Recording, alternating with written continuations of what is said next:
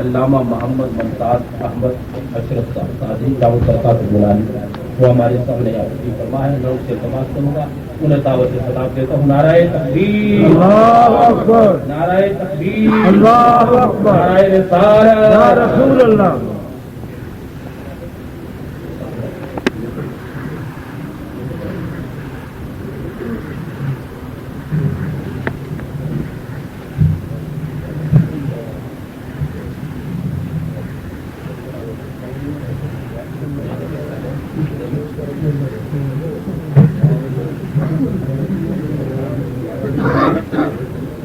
نحمده ونصلي على رسوله الكريم.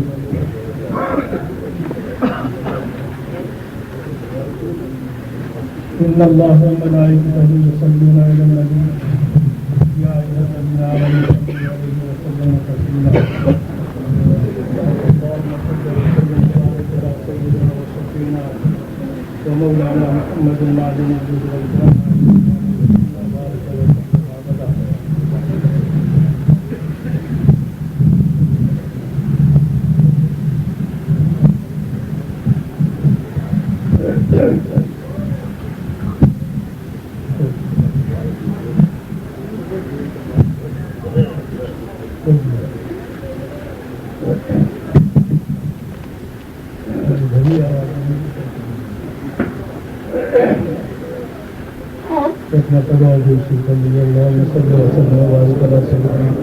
وشفينا مولانا محمد المعدن الجود والكرم والإكرام وبارك وسلم أبدا.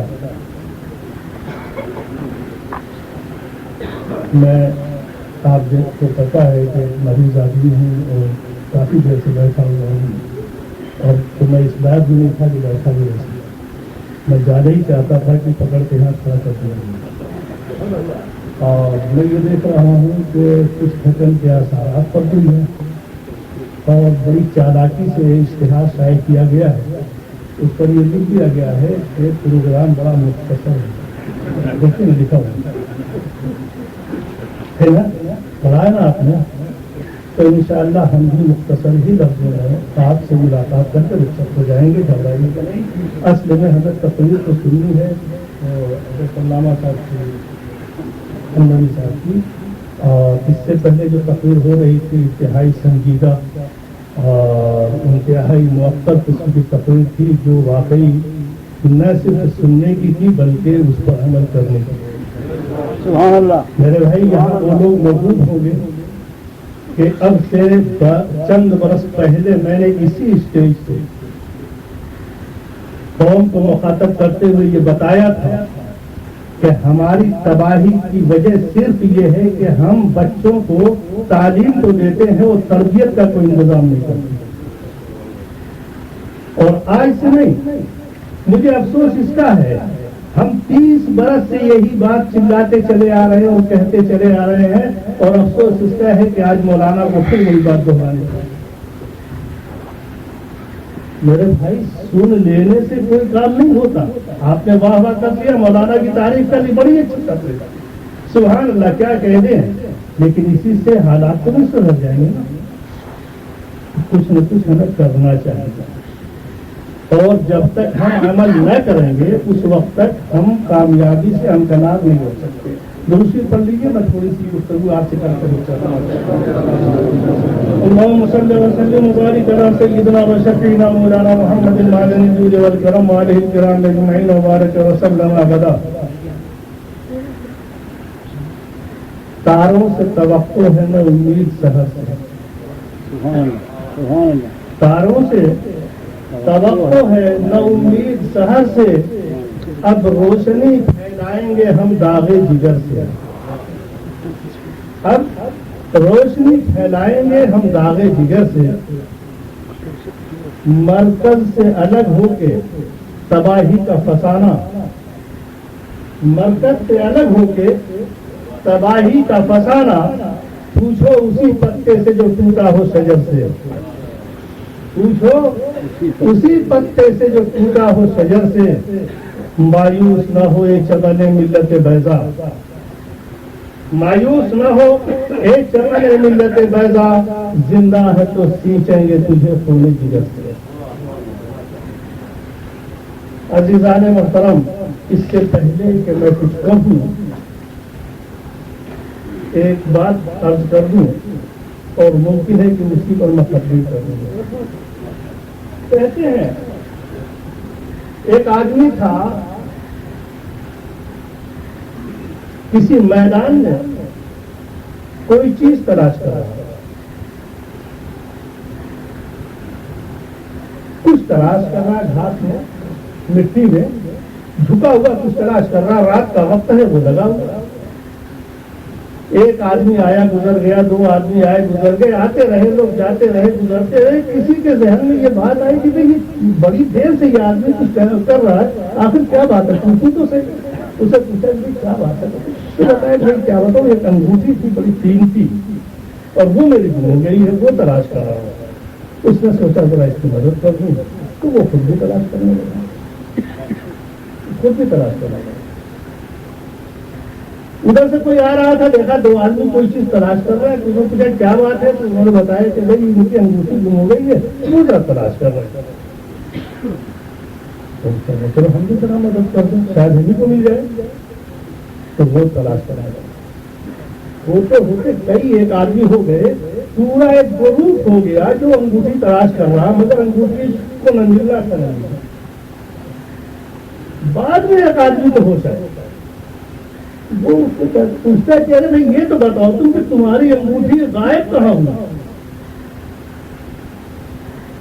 इतने बड़े मैदान में तुम तलाश करवा रहे हो और खुद भी तलाश कर रहे हो, ये बताओ ये अंगूठी तुम्हारी गिरी कहाँ थी, गायब कहाँ हुआ?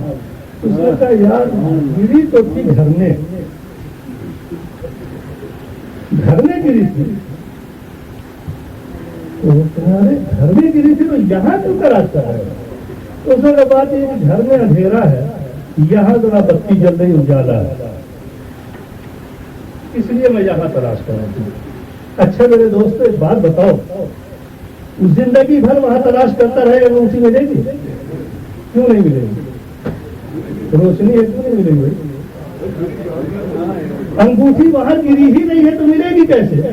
गिरी है जहां वहां नहीं मिलेगी। तो उसने कहा बेवकूफ, अगर घर में गिरी थी तो अंगूठी घर में मिलेगी। अब अगर वहां अंधेरा है तो चिराग जला के उजाला कर ले। कुछ यही हालत हम मुसलमानों की है, कुछ यही हालत हम मुसलमानों। हम अपनी हर जरूरत को तलाश करने जाते हैं वाशिंगटन में, हर किस्म की जरूरियात को तलाश करने के लिए कभी वाशिंगटन में होते हैं, कभी जर्मन में होते हैं, कभी जापान में होते हैं, कभी चीन में होते हैं, कभी इस दरवाजे पर होते हैं, कभी उस दरवाजे पर होते हैं। काले में गए थे भाई, अमन व अमान की भीख मांगने गए थे। अबे बेवकूफ, अमन व अमान तो तुम्हारे दिल से गायब है, तुम्हारे दिल से, तुम्हारे सीने से ये चीज गायब हुई है। सुकून मिलेगा तो अमन व अमान मांग लिया, हद हो गई। हम राह रास्त पर थे तब हम अमन व अमान में थे, आज हम पढ़ लिख करके इतने गुमराह हो गए हैं कि खुद भी परेशान है और बोलते हुए आप डरते हैं तो आप काम क्या करेंगे? जिस माहौल में आपको बोलते हुए डर लग रहा हो, उस माहौल में आप इस्लाम का परिचय क्या बदलेंगे? आज अमन अमान के लिए सारी दुनिया इकट्ठा हुई है, लेकिन हकीकत में अमन अमान के लिए नहीं इकट्ठा हुई है, आपको खत्म करने के लिए इकट्ठा हुई है। नोट कर लो इसे मुसलमानों, आहिस्ता आहिस्ता दायरा तंग होता नजर आ रहा है, मगर हमारा मुसलमान है, हमारा इजाज हुक्मरान है, मुस्लिम ममालिक है, बड़े खुश हैं साहब। हम अमेरिका के साए में खड़े, क्या कहने, जन्नत मिल गई, शर्म नहीं आती? कल तुम्हारे साए में दुनिया पनाह लेती थी, कल तुम दुनिया में अमन अमान तकसीम किया करते थे, आज तुम उनसे भीख मांगने जा रहे हो। और वो क्या कर रहे हैं? मैं एक सिर्फ आपको याद होगा, तहफ़्फ़ुज़ के बहाने से तसल्लुत होता जाता है, तहफ़्फ़ुज़ के बहाने से तसल्लुत होता जाता है। घर अपना है मगर उनकी निगहबानी नहीं जाती। तो تم اپنی حفاظت نہیں کر سکتے، ان سے اپنے گھر کی حفاظت کروا رہے ہو، وہ اور آپ کے گھر کی حفاظت کریں گے۔ میرے دوستو یاد رکھو، اب سے 350 برس پہلے جو انہوں نے میٹنگ کی تھی، اور یہ روم میں میٹنگ ہوئی تھی، جس میں یہ فیصلہ کیا گیا تھا کہ اسلام سب سے بڑا خطرہ ہے اور مسلمان سب سے بڑا خطرہ ہے، لہذا عیسائیوں اور یہودیوں کو مل کر انہیں ہمیشہ کے لیے ختم کرنا چاہیے۔ اور یہ اسی منصوبے کے تحت سب کچھ ہو رہا ہے۔ آپ مجھے بتائیں گے جہاں انہوں نے قدم رکھ دیا وہاں سے واپس گئے تھے؟ پھر کس خوشفہمی میں آپ کو سنا ہے کہ آج واپس چلے جائیں گے؟ میرے دوستوں یہ ہو کیوں رہا ہے؟ سنو، بات یہ ہے کہ ہم نے اللہ و رسول کا در چھوڑ دیا، ہم نے اللہ و رسول سے بغاوت کی ہے، اور اس بغاوت کی سزا یہ ہمیں مل رہی ہے۔ میرے پاس نہ تو وقت ہے نہ میری صحت اجازت دے رہی ہے، لیکن اشارہ کروں گا، مولانا لوگ ہیں یہ تفصیل بیان کرتے رہیں گے۔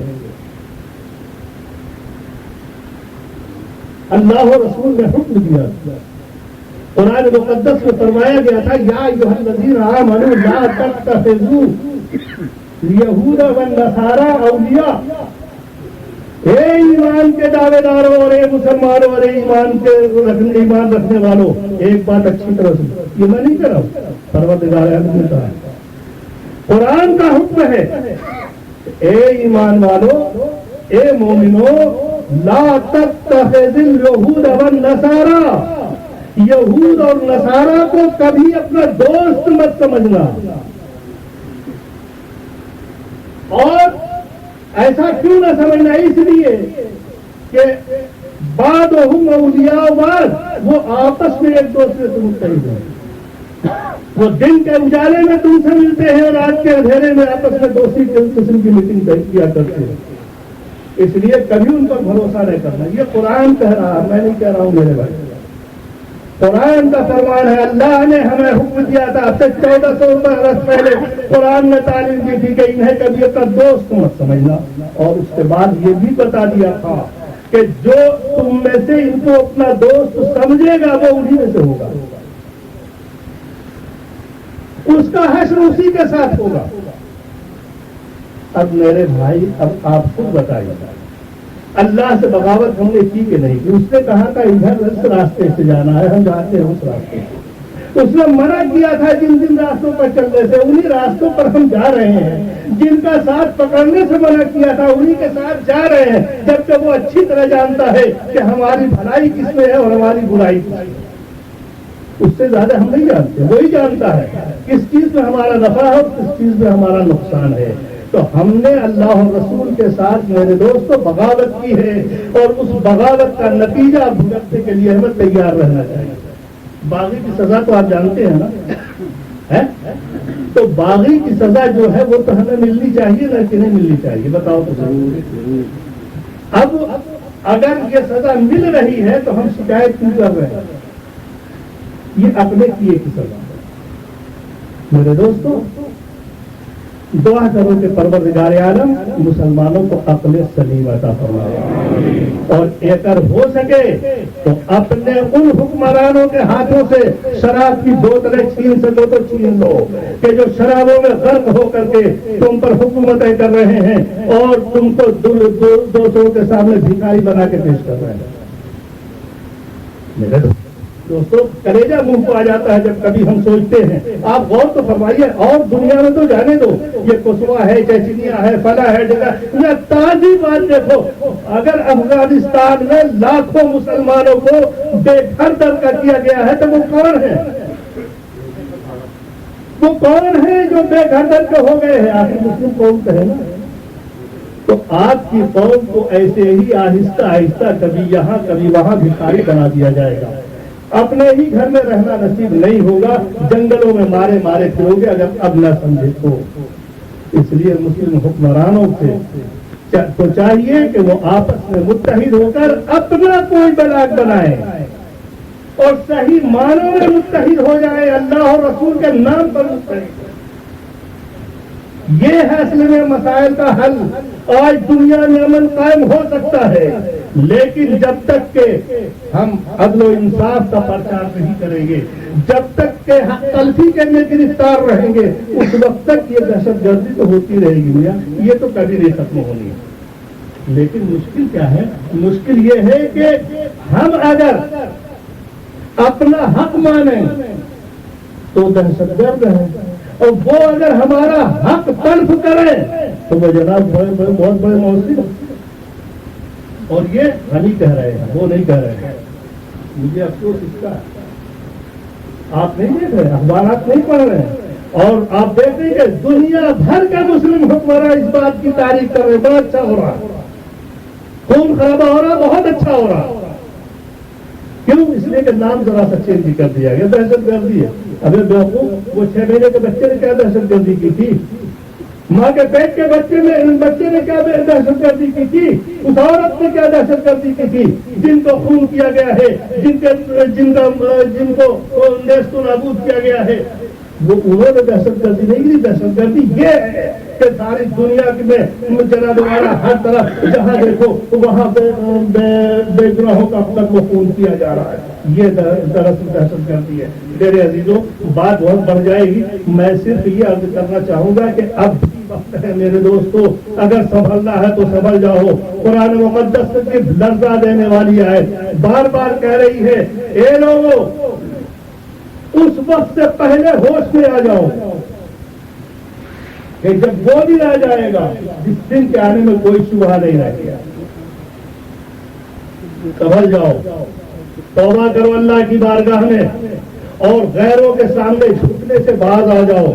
اور میں بتاؤں میرے دوستو، ابھی میرے مولانا نے بڑے پتے کی بات کہی تھی اپنے معاشرے کے متعلق. آپ لوگ سنارے بازی میں اس کو ختم کر دیتے ہیں، اس کو غور نہیں کرتے. آج ہمارا نوجوان گمراہ غلط راستے پہ جا رہا ہے. یہ ذمہ دار ہیں، وہ ذمہ دار ہیں. میں بتاؤں، اب سے 1400 برس پہلے اللہ کے رسول سید عالم صلی اللہ تعالی علیہ وسلم نے بھی یہی بات فرمائی.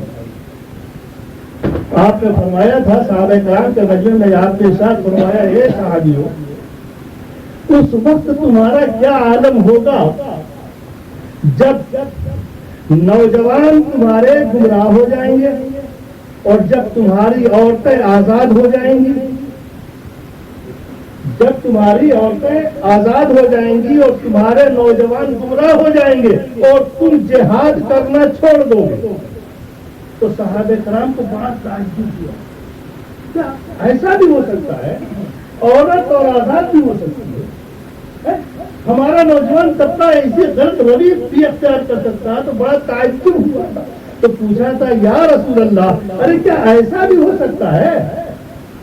ایسا بھی ہوگا؟ تو میرے آقا نے فرمایا کہ ہاں ایسا ہوگا. اور تم بتاؤ کہ اس سے بھی برا حال ہونے والا ہے.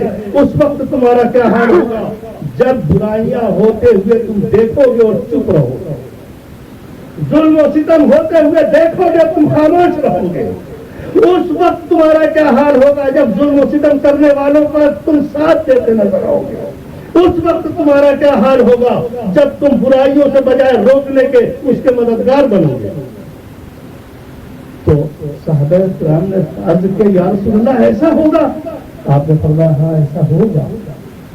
میرے دوستوں کے آج ایسا نہیں ہوا. آپ دیکھ لو، برائیاں ہم دیکھتے ہیں مگر کچھ نہیں بولتے. ساری دنیا میں مسلمانوں پر ظلم ہو رہا ہے، اور بجائے اس کے کہ اس ظلم کے خلاف آواز بلند کریں، آواز اٹھانے والوں کا گلا دبوچ دیا جاتا ہے. اور ہمارے مسلم حکمراں ہوتے ہیں جو غیروں کے ساتھ مل کر کے مسلمانوں کا خون چوستے ہیں. اس لیے مجھے کہنے دو میرے دوستوں کہ اگر امن و امان چاہتے ہو اور اگر دنیا میں امن و امان کی خواہش ہے تمہیں، تو سب سے پہلے دعا کرو کہ یہودیوں اور عیسائیوں سے پہلے پروردگار عالم ہمارے عیاش حکمرانوں سے ہمیں نجات عطا فرمائے اور انہیں صحیح معنوں میں مسلمان بنائے اور ان کی اصلاح فرمائے اور انہیں نیک راستے پر چلنے کی توفیق عطا فرمائے اور صحیح معنوں میں ملک اور قوم کا درد عطا فرمائے.